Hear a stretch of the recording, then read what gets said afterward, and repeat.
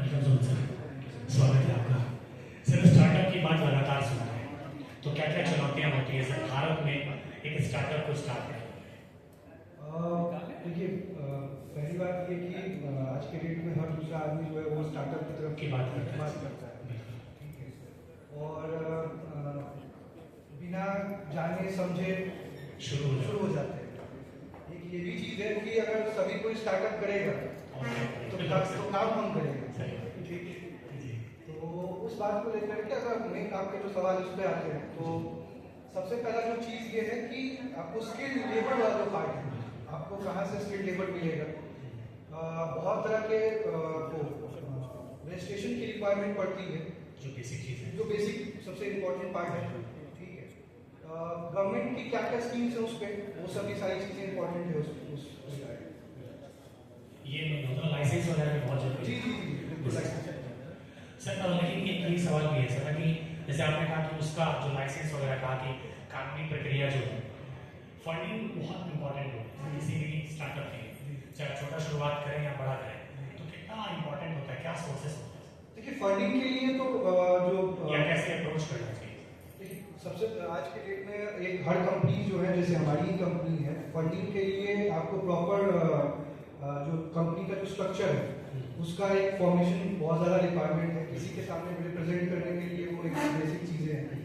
Government भी आपको fund करती है, बहुत सारी गवर्नमेंट की स्कीम्स है जहाँ पे वो फंडिंग गवर्नमेंट जी। उसके बाद या तो आप अपने खुद के पैसे से स्टार्ट कर सकते हैं।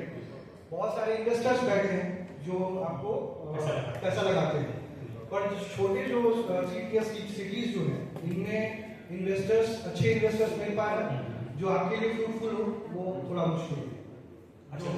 वो समझ है। देखिए, क्या है कि जो आइडियाज जो है ना, बेसिकली कि यहाँ पर लोग वो चीज़ काम करना चाहते नहीं, ठीक है। यहाँ से बाहर जाकर के उनको ज़्यादा अच्छा लगता है, यहाँ रह करके काम करना नहीं चाहते हैं, ठीक है। उनको लगता है कि यहाँ कुछ नहीं है, यहाँ पे उनको कोयला दिखता है, ठीक है। यहाँ पे उनको जो कह लीजिए जो CNT भी एक बहुत बड़ा उसका रोल प्ले कर रहा है अपना। तो ये चीजें हैं जिसकी वजह से डिफिकल्टीज आती हैं। लेकिन सर एक सवाल ये भी है कि स्टार्टअप जब आप खोल रहे हैं, आपका जो बेसिक पॉइंट है जैसे कि आपका जो प्रोडक्ट है उसमें कितना पावर है, इस पर क्या कहना चाहिए? बहुत लोग होता है कि जो आपके फंडर हैं, जो फंड करेंगे आपको, वो ये सवाल करते हैं कि भाई आप आगे 5 साल बाद कैसा करेंगे या शुरुआत के 3 साल बाद क्या करेंगे, तो उस पर आप क्या कहना चाहिए? वैसे लोग आप क्या कहना चाहिए? देखिए, अगर आपके आइडियाज में दम होगा तभी काम हो पाएगा, अदरवाइज आप बिल्कुल वो लाला का जो धंधा है उस तरीके से काम नहीं होगा, ठीक है। आप एक दुकान खोल करके बैठे हुए हैं, आप एक सबसे बड़ी बात यह है कि स्टार्टअप इंडिया में कहा गया है तो कुछ नए इनोवेशंस की बात की है।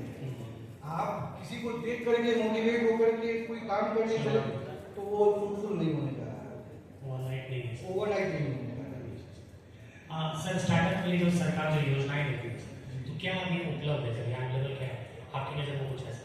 देखिए, गवर्नमेंट जो है वो बहुत तरह की चीज़ें प्रोवाइड कराती है। GST में आपको वाला पार्ट है नहीं, MSME आपको लोन प्रोवाइड कराता है, ठीक है। लेकिन वही है, सारा कुछ का कंक्लूजन वही है कि आपके आइडियाज कितना इम्पोर्टेंट उसमें आता है। सर जैसे कि जो यूथ्स है सर, आज के जो युवा कुछ बहुत सारे यूनिवर्सिटी यहाँ बैठे हुए हैं, तो उनके मन में एक सवाल ये रहेगा सर कि जो राज्य लोकल में जो है अपने या आसपास में जो है, तो कौन सी ऐसी चीज़ है, मेरे मन में ये सवाल सर अचानक से है कि कौन सा ऐसा सिस्टम है या ऐसा थीम है जिसको लेके चले जो अभी लगता है कि बहुत अच्छा इसका फ्यूचर आगे स्टार्टअप का होने वाला है आपके नजर से, अगर इसमें अभी कुछ काम करें तो बेहतर है सर? देखिए, जैसे लोग इमारत पे काम करते हैं सर, वस्तु पे काम करते हैं। देखिए, प्रोफेशनली एडवोकेट हैं जी, और हमको उसी के बारे में पता है, ठीक है। उससे ज़्यादा हमसे किसी दूसरे के फील्ड में जाकर के बात कर पाना थोड़ा मुश्किल है।